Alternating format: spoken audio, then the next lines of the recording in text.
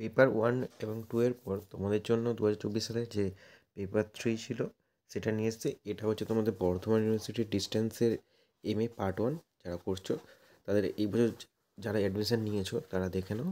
Part 1 এর paper 3 যে কোশ্চেনটা এবং পেপার 1 এবং 2টা তোমাদের প্রথমেই দেওয়া আছে ভিডিওটা।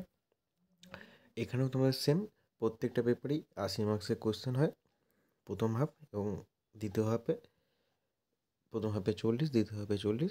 কোশ্চেন থেকে 15 নম্বরে 4টে এবং 5 নম্বরে 2টো করে।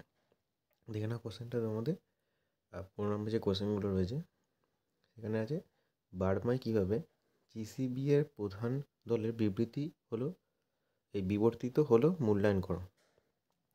বিতে রয়েছে প্রথম ইঙ্গ বর্ম যুদ্ধের গুরুত্ব আলোচনা করো। তারপরে আছে 1930 থেকে 1931 সায়াসান বিদ্রোহ সম্বন্ধে একটি সংক্ষিপ্ত টিকা লেখো। এবং ডিতে রয়েছে বার্মা জাতীয় আন্দোলনে আং সানের ভূমিকা। এখানে ম্যাক্সিমাম ক্ষেত্রে তোমাদের কিন্তু 5 নম্বরের কোশ্চেনগুলোকে তোমাদের 15 নম্বরে রিপিট করা হয়েছে, যেগুলো আমি পরের ভিডিওতে তোমাদের দেখাবো। আর 5-এ দেখো তোমরা নিম্ন বার্মায় ঔপনিবেশিক ব্রিটিশ শাসনের প্রকৃতি আলোচনা করো। বিতে রয়েছে বার্মার রাজনৈতিক পুনর্গঠনের প্রক্রিয়ায় নেউইন কী ভূমিকা পালন করেছিল। সিতে আছে ইন্দোচীনের ফরাসি উপনিবেশিক প্রভাবে প্রকৃতি আলোচনা করো। এবং ডিতে ইন্দোচীনের জমি বন্টন সম্বন্ধে সংক্ষিপ্ত টিকা লেখো। এটা তোমাদের টোটাল ফার্স্ট হাফের যে কোশ্চেনগুলো, এখানে তোমাদের 15 দুটো এবং 5-এ 2টো করতে হবে।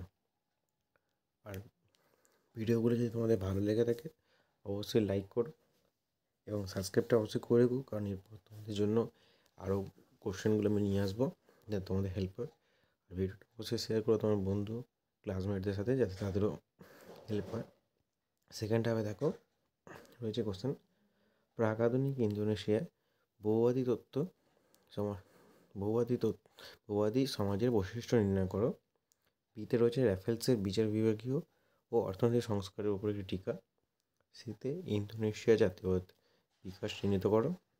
ডিতে আছে তোমাদের স্বাধীন ইন্দোনেশিয়ার অভ্যন্তরীণ নীতি সম্বন্ধে আলোচনা করো। আর 5-গুলো দেখো তোমরা মালয়ের অর্থনৈতিক বিকাশের ক্ষেত্রে সিঙ্গাপুর বন্দরের কী অবদান ছিল।